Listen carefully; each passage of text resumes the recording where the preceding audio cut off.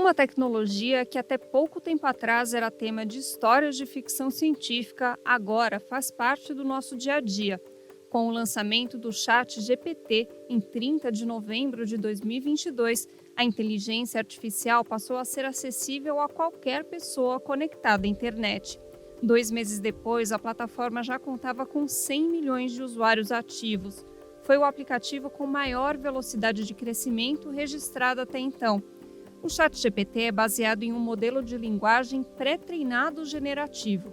Segundo definição da própria OpenAI, empresa proprietária do ChatGPT, ele foi projetado para entender e responder às perguntas e instruções do usuário, aprendendo padrões a partir de grandes quantidades de informações, incluindo texto, imagens, áudio e vídeo. Para se tornar uma ferramenta funcional, modelos como o ChatGPT precisam passar por um treinamento, que combina análise de dados, reconhecimento de padrões e aprendizado por reforço. No caso de um texto, o modelo aprende como as palavras normalmente aparecem juntas em um contexto e usa essa compreensão para prever a próxima palavra mais provável ao gerar uma resposta. Quanto maior o volume de dados para o qual o modelo é apresentado, mais certeiras serão as respostas. E o aprendizado é contínuo. 2 anos e meio após o lançamento, o ChatGPT e outras inteligências artificiais, como o DeepSeek, são capazes de escrever textos complexos e criar imagens cada vez mais convincentes. Um cenário que traz mudanças profundas nas artes, no mundo do trabalho e até nas relações pessoais. Olá, está começando o BDF Entrevista. Eu sou Luana Ibelli e para esse papo sobre inteligência artificial, eu recebo aqui hoje a especialista em tecnologia e sociedade, Paula Martini. Paula, muito obrigada, viu, por ter aceitado o nosso convite. É um prazer te receber para essa conversa. Olá, Luana. Saúdo todos aqui que estão assistindo. Vai ser ótimo a gente estar junto nessa tarde. Vamos embora então. Paula, eu queria começar o nosso papo falando de uma das polêmicas mais recentes sobre essa questão de inteligência artificial, que foi essa trend do estúdio Ghibli, onde as pessoas colocavam ali imagens no ChatGPT para serem transformadas em desenhos no estilo tão marcante do estúdio.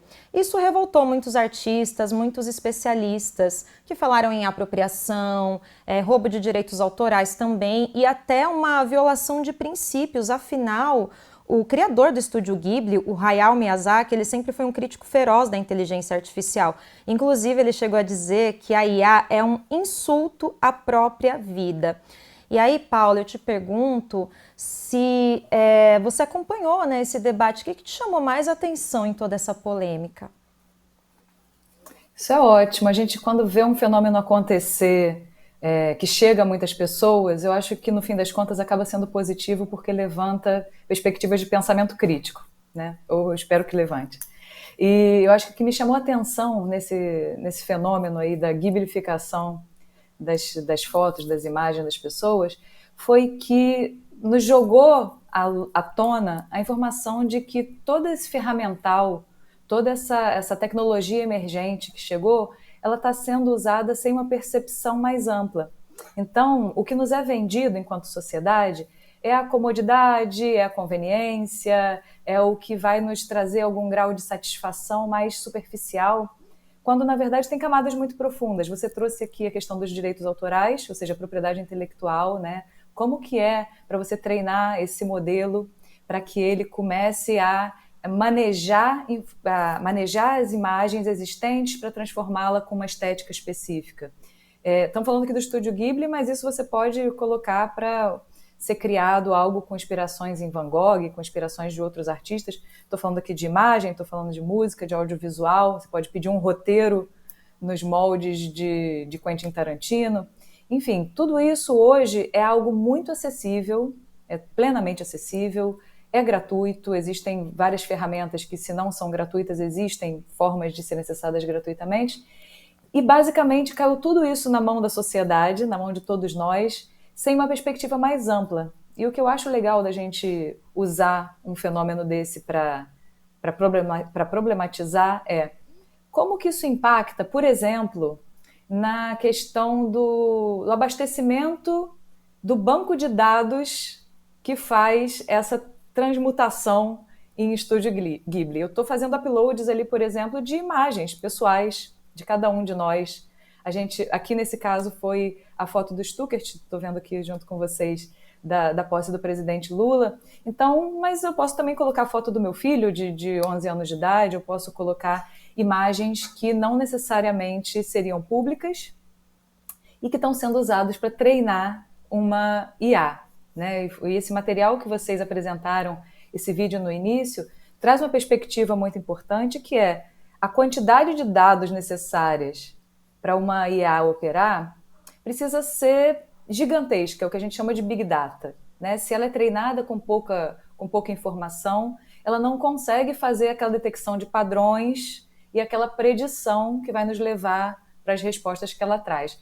Então, assim, acho que para a gente abrir o ponto principal de se pensar, do mesmo jeito como quando houve aqueles aplicativos ou filtros para a gente se ver com 80 anos de idade. Lembra disso? Volta e meia surge algo disso, e cada vez mais bem elaborado, tecnicamente, para gerar um desejo de conveniência, isso que eu falei aqui no início, né? A gente quer se ver com a gente foi idoso, a gente quer se ver como o Estúdio Ghibli, e com isso a gente está abastecendo bancos de dados, não sabemos de quem.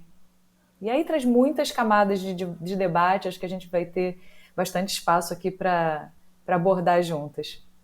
Pois é, Paula, inclusive, eu estava vendo ali no Ilustra, uma imagem do Ayrton Senna, que ele nem está mais entre a gente, ele nem teve a escolha de ter a própria imagem dele colocada ali, assim como nós também não temos, qualquer pessoa pode pegar uma imagem nossa nas redes sociais e colocar ali na inteligência artificial. E eu acho que é importante, né, tudo isso que você explicou sobre como ela funciona, que ela precisa de tudo isso para ficar ainda mais fortalecida e mais evoluída. Somos nós que estamos, na verdade, trabalhando para que esse sistema melhore com os nossos dados pessoais, com tudo que a gente tem produzido. É complicado pensar nisso, né?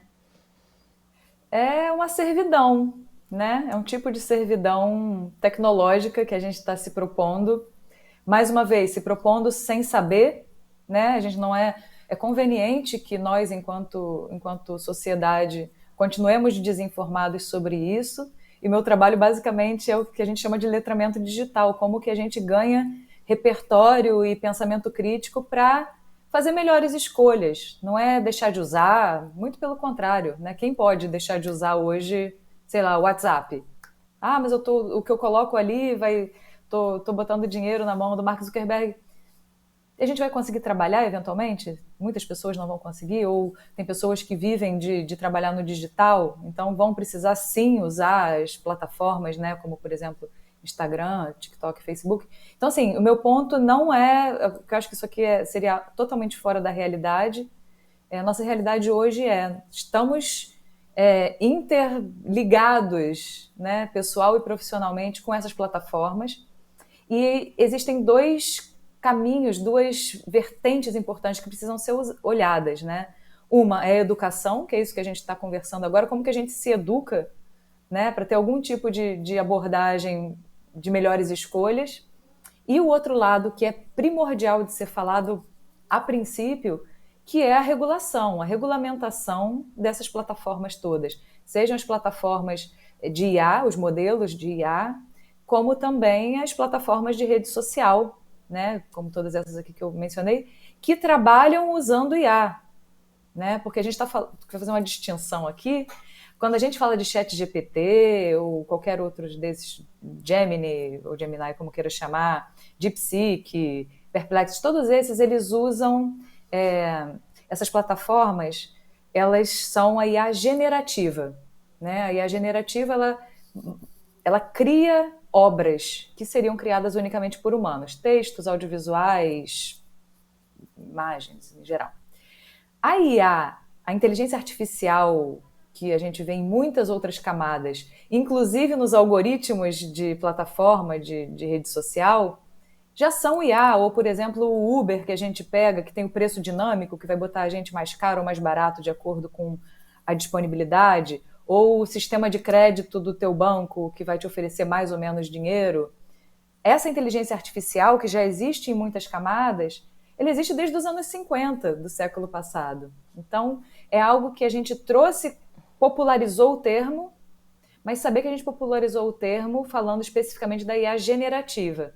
Mas as outras IAs, como, por exemplo, a inteligência artificial, que é o código, né, que faz ali a gestão dos algoritmos do que vai receber ou do que a pessoa não vai receber de informação nas redes sociais, é também inteligência artificial. Então, fazendo essa distinção, porque ambas estão no nosso cotidiano, ambas têm a ver com receber muita informação, receber um banco de dados, expandir o banco de dados para poder funcionar, e com isso a gente cai em questões como autoria, como privacidade e tudo isso. Pois eu queria falar justamente disso, Paula. Você tocou num ponto que é a educação. Você é especialista nisso, em letramento digital. Falando especificamente das IAs generativas, existem dados, o que você ensinaria, daria de dica para a gente? O que a gente precisa tomar cuidado de colocar nesses bancos de dados? Porque eles têm um lado positivo ali, às vezes você tem uma folha em branco que você precisa preencher, ela dá uma ideia ali de um texto para você começar, por exemplo. Agora, outros dados mais importantes, checar informações, até dados sensíveis, são mais complicados. Então, o que você diria para quem está usando essas redes sociais? O que a gente precisa ter cuidado de colocar nessas IAs generativas? Bom, a gente está falando aqui de duas coisas, o que eu coloco para dentro e o que eu recebo. Quanto ao que eu coloco para dentro, eu preciso informar que tudo que a gente imputa, né, tudo que a gente coloca ali como informação para pedir algo para IA, isso tudo vai parar no banco de dados do dono dessa IA. Né? No caso aqui do ChatGPT, a OpenAI, cada um tem seus donos. Então, isso já é algo importante de se saber. Quando a gente lida, por exemplo, no trabalho com a IA, a gente tem que saber que se eu estiver colocando dados sensíveis da empresa ali, esses dados já deixam de ser sigilosos, eles já estão disponíveis e vão servir como matéria-prima para treinar respostas outras que a IA vai dar para outras pessoas. Isso é muito importante de se saber. Ou quando eu subo a foto do meu filho para fazer um negócio. Isso é o que eu coloco para dentro. Agora, sobre o que eu recebo, tem um outro ponto de atenção muito importante, que é as IAs, elas nunca vão responder que não sabem. Não sei se, né, cada um de nós que está aqui assistindo já notou isso. Ela sempre vai responder com muita assertividade e com muita propriedade, ainda que ela esteja alucinando, que é um termo que a gente usa. Né? Então, saber que aquilo ali não é um mecanismo de busca tradicional, o compromisso com a acuidade, o compromisso com a veracidade é bem gelatinoso. Então, tudo que a gente recebe de volta da IA precisa passar por um processo de checagem. E isso é muito fácil de detectar, porque eventualmente você recebe um material e fala, não, isso aqui está super inconsistente, está dizendo que eu sou psicólogo, eu não sou. Porque é algo que está sendo capturado a partir de bancos de dados. Né? Teve um caso interessante, a Google assinou um contrato com o Reddit, que é um fórum, para treinar a IA. Né? De onde eu posso pegar o material que vai abastecer o meu modelo? Aí fez um contrato de parceria de conteúdo com o Reddit. Só que o Reddit, quem usa, sabe que é um fórum que tem muita galhofa envolvida, né? Um fórum que as pessoas escrevem ali meio de zoeira, coisa.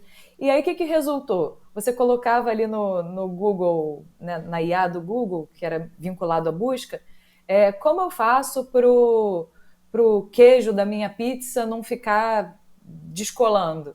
Aí você perguntava isso, e a resposta que veio foi: você pode colocar até 2 colheres de chá de cola plástica branca para que o queijo ganhe mais textura e não desgrude da sua pizza. Então, isso aconteceu, tá, gente? Já, obviamente, saiu do ar, mas e chega a ser uma piada, no fim das contas. Mas é para a gente visualizar que o que a gente recebe de resposta vai ter muito a ver com o que abastece esse banco.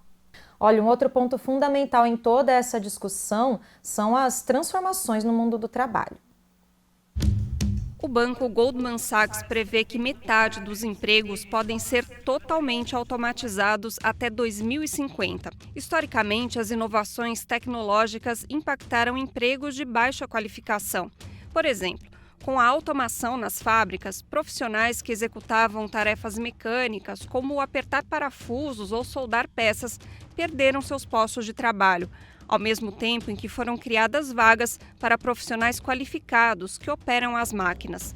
Com o advento da inteligência artificial, empregos de alta qualificação estão em risco. A nova tecnologia pode criar e tomar decisões. Profissionais nas áreas de publicidade, entretenimento, jornalismo e no mercado editorial já sentem o impacto do uso da IA e veem suas habilidades conquistadas em anos de estudo e prática se tornando desnecessárias frente a ferramentas como o ChatGPT. No ano passado, o bilionário Elon Musk, uma das figuras mais poderosas do Vale do Silício, afirmou que nenhum de nós terá emprego. O contexto em que a fala foi feita, uma conferência sobre inteligência artificial. Que a nova tecnologia já está mudando o mundo do trabalho e que essa transformação deve ser cada vez mais acelerada é um fato. Mas o mundo pode passar por um fenômeno de desemprego em massa? Pois é, quem não se fez essa pergunta nos últimos 2 anos? Será que o ChatGPT vai tirar o meu emprego? Olha, Paula, eu que sou jornalista e vivo das palavras, vivo da escrita, eu me pergunto isso. E muitas pessoas também se perguntam. Então, fica essa questão, né? Existem profissões que estão em risco com esse advento das IAs e como elas estão funcionando nesse momento? Potencialmente tem uma possibilidade de serem espremidas dentro dessa transformação que a gente está vivendo, sim. A gente, por exemplo, quando pensa em usar uma IA para o trabalho, para nós mesmo aqui no 2025, né? O ideal é que nós, enquanto profissionais, possamos estar, educados e atualizados sobre como fazer um melhor manejo delas, né? O que significa isso? Aprender a fazer um bom prompt, por exemplo, né? Porque a gente saiu de uma era das respostas para a era da boa pergunta, né? A resposta agora é um commodity. O que importa é eu saber dar um bom comando, né? Ou fazer uma boa pergunta, dar uma boa ordem para esse algoritmo da IA, né? Então, essas perspectivas que a gente tem em relação ao mundo do trabalho, elas potencialmente vão impactar mais quem não acompanhar esse movimento. E que eu sei, ele chega de uma maneira radical, ela chega de uma maneira sem perspectiva crítica e ela chega de uma maneira em que todos esses barões estão nadando sem nenhum tipo de regulação, né? Sabemos disso tudo. Entretanto, existe o fenômeno. Existe a possibilidade, sim. Por exemplo, na semana passada, a Meta, o Mark Zuckerberg, anunciou que, nós somos aqui uma empresa que detém informações de segmentação de consumo, de desejo de consumo, sobre muitos milhões de pessoas.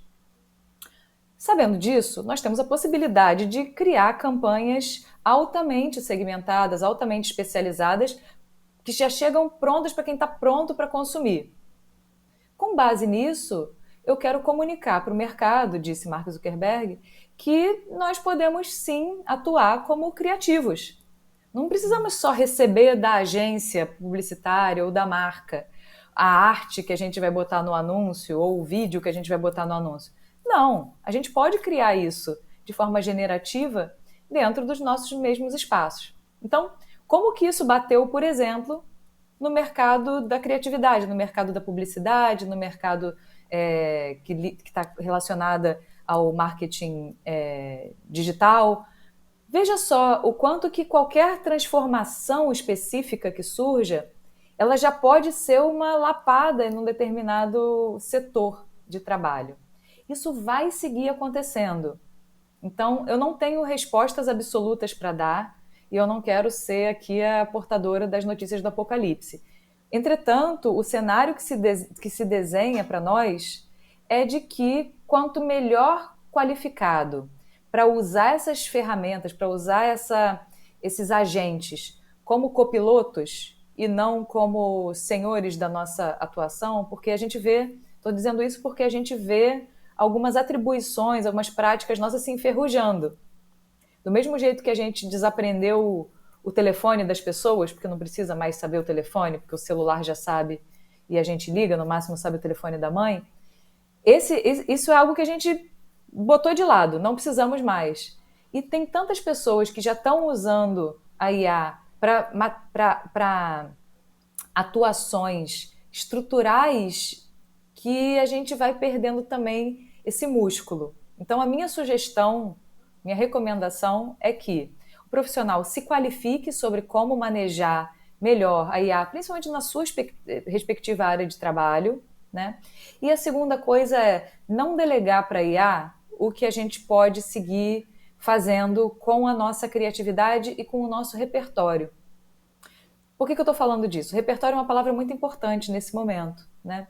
E o que a gente vê com o crescimento das IAs é que a gente acaba tendo uma padronização, uma homogeneização do que nos sai dela. Não é nada muito criativo, porque a criatividade é uma atribuição inata humana. Então, para a gente não se tornar mais obsoleto do que já estamos nos tornando, o que eu incentivo é que a gente possa trabalhar o nosso repertório, a nossa criatividade. E o que a gente pode falar sobre repertório e criatividade se a gente está passando o dia, passando o dedo ali de maneira pouco crítica, vendo um monte de porcaria, brain rot também, tem que falar um pouco sobre isso, esse apodrecimento cerebral que a gente está passando. Então, o que nós, enquanto profissionais, enquanto sociedade, estamos fazendo para preservar o que nós temos de mais humano, que é a nossa capacidade de ser criativo? A gente está jogando no balde também. Essa é uma pergunta fundamental, né, Paula? Interrompo aqui, porque eu lembrei de um quadrinho que viralizou esses dias, que fala justamente disso, né, dessa expectativa e da realidade para a IA, que enquanto a expectativa era que a gente delegasse para a IA as tarefas que impedem a gente de fazer aquilo que a gente gosta, criar arte, desenhar, cantar, qualquer coisa assim, a gente delega para a IA a criação da arte e fica com essas tarefas, fica ali no computador, fica com a tarefa chata. Então, são pontos fundamentais que você traz, né, para a gente trabalhar mesmo e não permitir que o nosso futuro seja, de novo, nós servindo a IA e não o contrário. Agora eu vou mudar de assunto, porque você também tocou num ponto muito importante, que são as relações sociais. Como será que a inteligência artificial tem impactado nesse sentido? A inteligência artificial já não transforma apenas o trabalho e a educação. Ela começa a mexer com algo ainda mais profundo, nossas relações. Se você precisa conversar com um amigo estrangeiro para treinar outro idioma, existem assistentes virtuais para isso. Tem robôs simulando sessões de terapia e gente namorando parceiros virtuais criados por IA. A tecnologia também se insere nos nossos afetos. Pode ajudar a escrever cartas, criar um presente personalizado e até simular a voz de entes queridos. Mas a mesma IA que pode confortar também é capaz de distorcer. Um exemplo são os casos de pornografia deepfake, envolvendo fotos retiradas de redes sociais. E há outro desafio. A IA toma decisões com base em dados que muitas vezes são coletados sem que as pessoas saibam. Num mundo cada vez mais conectado, o que muda quando uma máquina participa das escolhas mais íntimas da vida humana? E será que a gente ainda vai conseguir diferenciar o que é verdade e o que foi feito por um algoritmo? Pois é, mais uma questão fundamental que a gente vai abordar agora. Paula, você tem observado aí esse movimento das IAs e todos esses impactos que eles têm causado nas nossas amizades, nas nossas relações? O que você tem a dizer, né, sobre esse aspecto? Bom, a gente está no que está sendo nomeado como uma epidemia de solidão, né? Cada vez mais os nossos contatos e relações interpessoais estão sendo menor, né? De menos quantidade e mediadas pela tecnologia. Então, primeiro que fica aquela falsa sensação de presença, né? Ah, falei com esse meu amigo uma vez, dentro de um ano, por uma mensagem de WhatsApp, e a gente considera que esteve com essa pessoa, né? Então, acho que o que a gente está vivendo agora, principalmente depois da pandemia, que foi quando a gente se colocou nessa relação mediada por telas, é que uma noção de estar só ficou um pouco mais difícil da gente detectar. A gente pode estar super só e se sentindo muito acompanhado por aquelas mediações por tela. Agora, e quando a tela é mediadora da nossa relação com uma IA, que veio nesse conteúdo que foi passado aqui agora? a gente tem esse fenômeno de muitas pessoas usando a IA como companhia, né? É um fenômeno que já está sendo super estudado, porque é isso, você vai ter ali uma interlocução com uma IA que se finge humana, né? Isso também é super perigoso. Posso falar aqui de casos complexos em relação a isso, como, por exemplo, o adolescente de 14 anos, que era muito amigo de uma IA que usava através do aplicativo Character.ai, ele tinha ali a sua namorada virtual, né, que era meio Daenerys Targaryen do Game of Thrones, e os dois tinham uma relação, e a partir de determinado momento ele começou a reclamar muito da vida dele, porque a vida dele estava muito ruim, assim, assado, e essa IA, que é treinada para não desagradar, esse é um ponto muito importante, antes de continuar eu vou falar isso, as IAs, elas são treinadas para não criar atrito. Então, elas sempre vão entregar o que a gente quer ouvir. Lembra que eu falei agora há pouco sobre checagem? Porque elas nunca vão reportar que não sabem algo, elas sempre vão trazer uma mentira muito bem contada. No caso das relações interpessoais, que não são pessoais, mas assim, a relação com a IA, elas sempre vão dar o contorno afetivo que estão sentindo que aquela pessoa ali espera por detecção de padrão. Então esse garoto tinha sua namorada virtual, né? E começou a reclamar ali da vida, falou, eu acho que eu vou tirar minha vida, e ela disse, vai lá, e ele foi lá.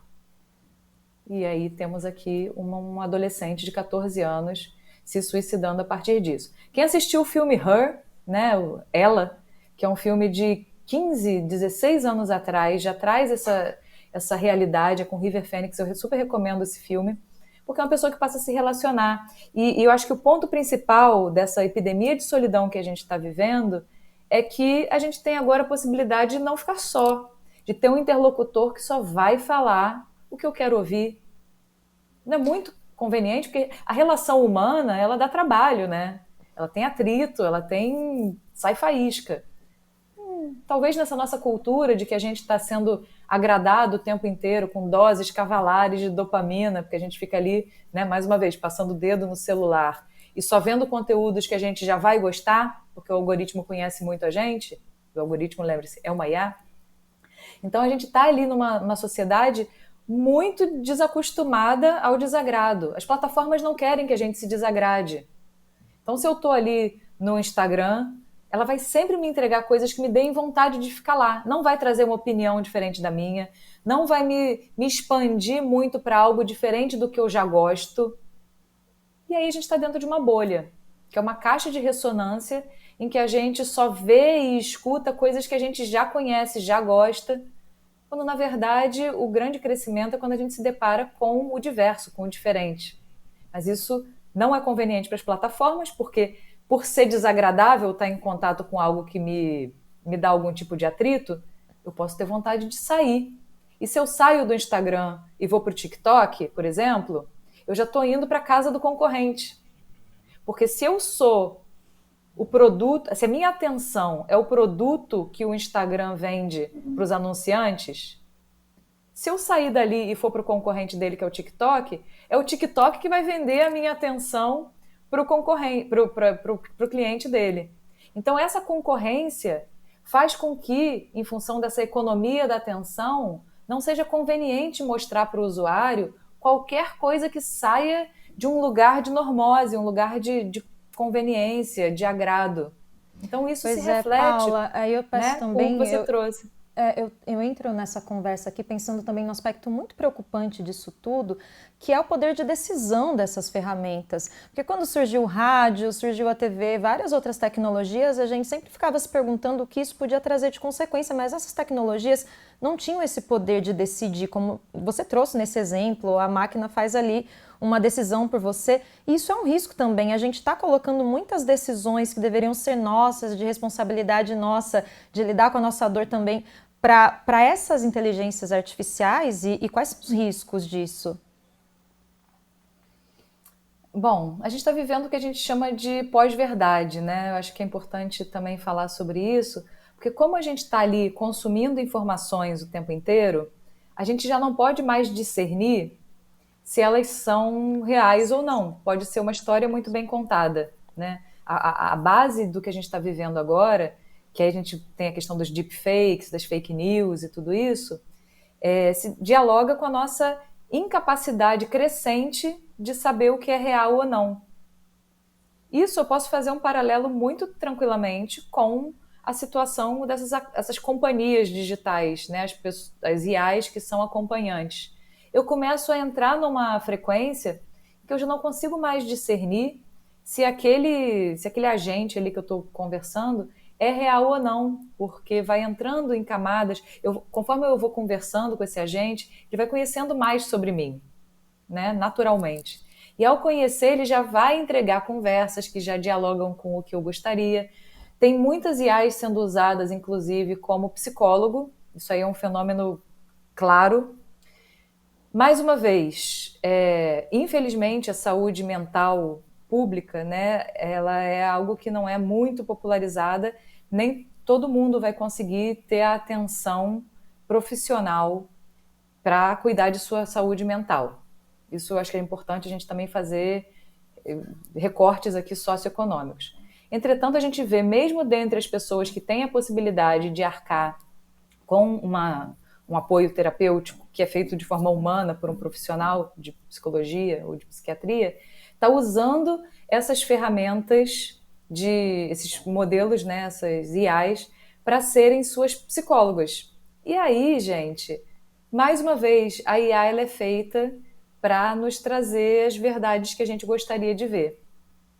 Então, tem isso. Isso vai reverberar também na chamada busca generativa, que eu não sei se é um assunto que a gente vai conversar hoje, mas eu gostaria de trazer, porque a nossa forma de buscar as coisas ela vai mudando. Hoje em dia a gente está buscando no ChatGPT. As gerações... Bom, quem é um pouco mais velho busca no Google, mas quem tem um pouco menos de idade já não busca mais no Google, busca no TikTok. E agora a gente busca no ChatGPT, que não tem compromisso com a acuidade. Vai sempre responder o que achar que deve. E a busca generativa, ou seja, a busca feita em IA generativas, ela tem essa característica. Ela vai nos trazer respostas que se alinham com o que a gente gostaria de escutar. Paula, Qual é o inclusive risco você disso? falando disso, eu lembro aqui que hoje quando a gente entra no Google, a gente às vezes nem tem a opção de buscar a resposta, porque o Google coloca direto a resposta que vem da IA. Então ele já gera ali uma busca que você percebe que é de inteligência artificial e não era nem isso que a gente estava querendo. Eu quero fazer a minha busca. E isso é muito preocupante, né, também. Então acho que a gente realmente está falando aqui que não existe uma escolha, mesmo que você queira fazer um outro padrão de busca, as plataformas estão cada vez mais trazendo isso e empurrando essa realidade. E aí eu quero entrar num outro ponto aqui, que é a questão da regulação, que vai justamente mudar e garantir que a gente consiga ter um pouco de segurança no uso dessas tecnologias. Governos e organizações no mundo todo têm discutido como regulamentar a inteligência artificial. Em março de 2024, o Parlamento Europeu aprovou a primeira lei do mundo voltada exclusivamente para essa tecnologia. O texto proíbe alguns usos de alto risco, como o reconhecimento facial em tempo real em espaços públicos, e exige mais transparência de ferramentas de IA generativa como o ChatGPT. No Brasil, um projeto de lei sobre o tema foi aprovado no Senado e deve seguir para tramitação na Câmara dos Deputados. O texto prevê uma classificação dos sistemas de IA de acordo com o risco, abrangendo áreas como direitos autorais, privacidade e segurança. O debate acontece em meio a disputas entre o interesse público e a pressão das gigantes da tecnologia. Enquanto isso, as empresas continuam investindo pesado em novas aplicações, como robôs domésticos mais sofisticados, carrinhos de bebê que se dirigem sozinhos e espelhos virtuais que diagnosticam doenças. Se a tecnologia é cada vez mais presente e inescapável, as decisões de hoje vão definir se teremos um futuro distópico ou um mundo facilitado por novas ferramentas. Pois é, futuro não é imaginação, futuro é construção, são as escolhas que a gente faz nesse presente. E aí, Paula, eu acho que a questão da regulação tem tudo a ver com isso, com essa construção que a gente está fazendo agora para um futuro que não está no horizonte dos nossos netos, é um futuro que está chegando para a gente. Então, como que a gente pode avaliar isso, né? Bom, a legislação, a regulamentação, ela sempre vem atrás da prática social, né? Isso é histórico.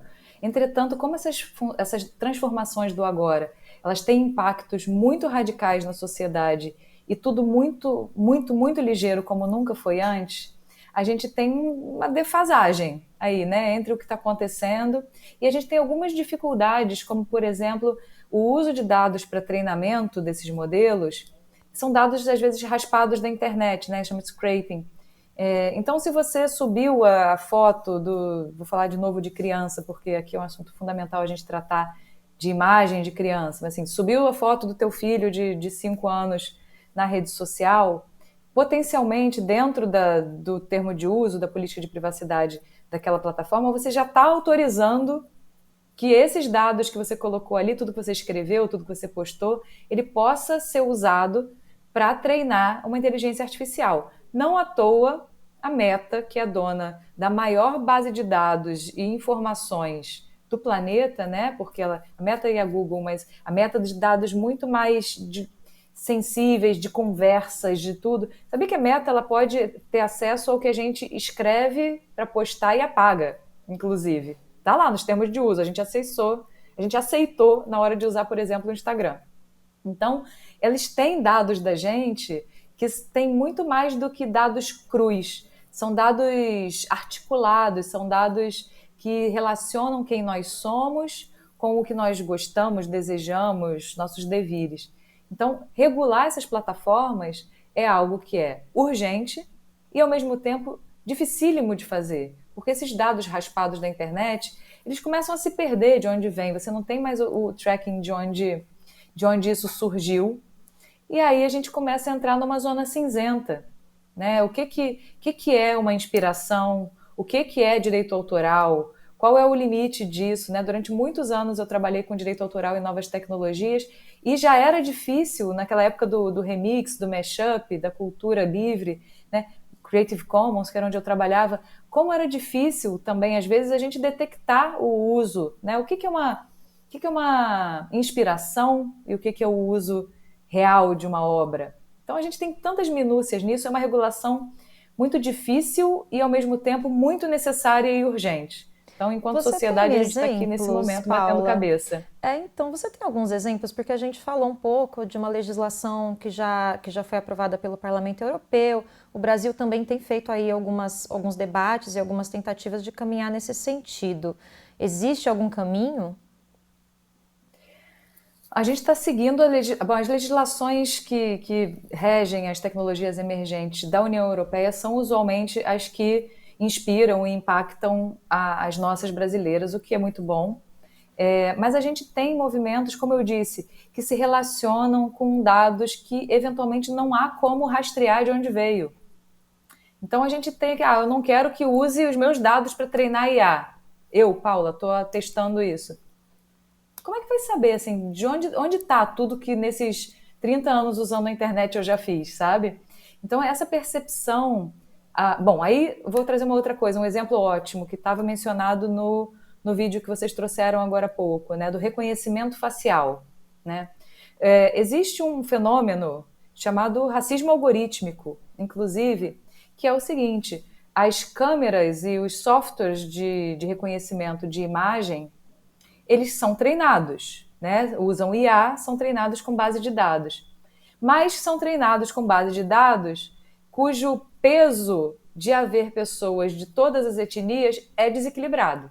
Então, a gente tem um reconhecimento facial funcionando de uma forma mais exata para pessoas brancas e um reconhecimento facial que atua de forma inexata e, muitas vezes, potencialmente incriminatórias com pessoas negras. Por quê? Porque esse treinamento não foi feito de uma maneira isonômica, né?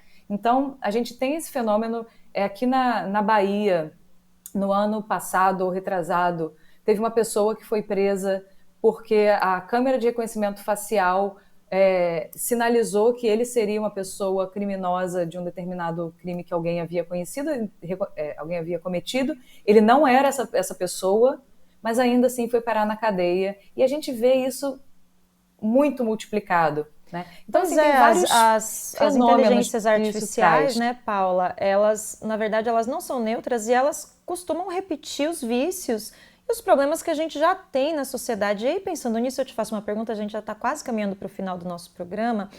É possível ter uma visão otimista do uso das inteligências artificiais? Como que você avalia essa questão? Para onde a gente está caminhando, pensando em tudo isso que a gente falou agora?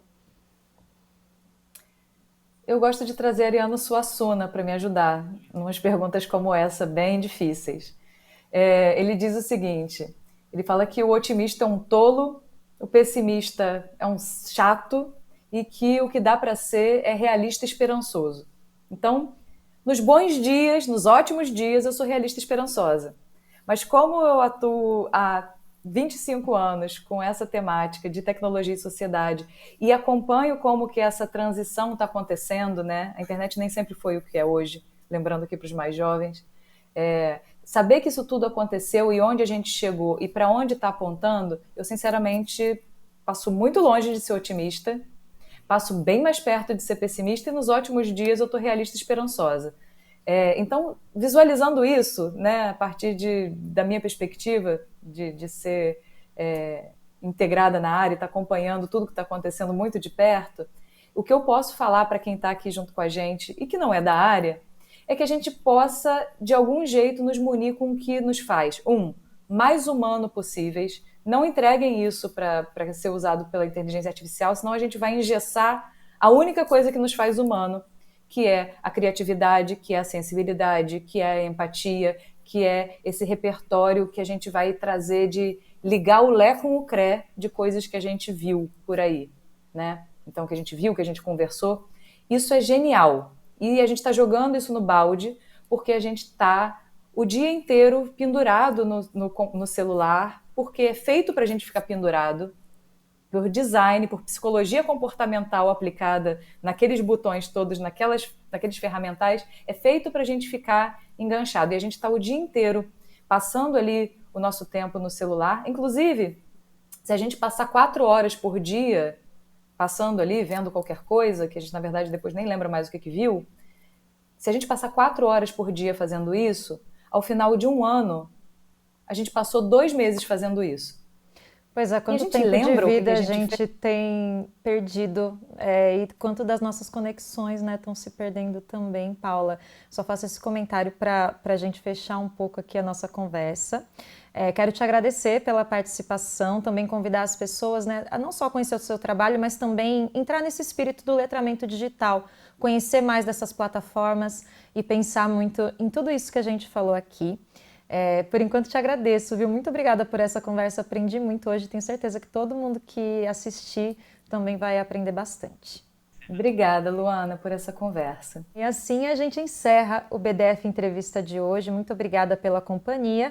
Não esquece de continuar acompanhando o Brasil de Fato nas nossas redes sociais e também no site www.brasildefato.com.br, que por lá a gente sempre tem muito conteúdo. Até uma próxima. Tchau!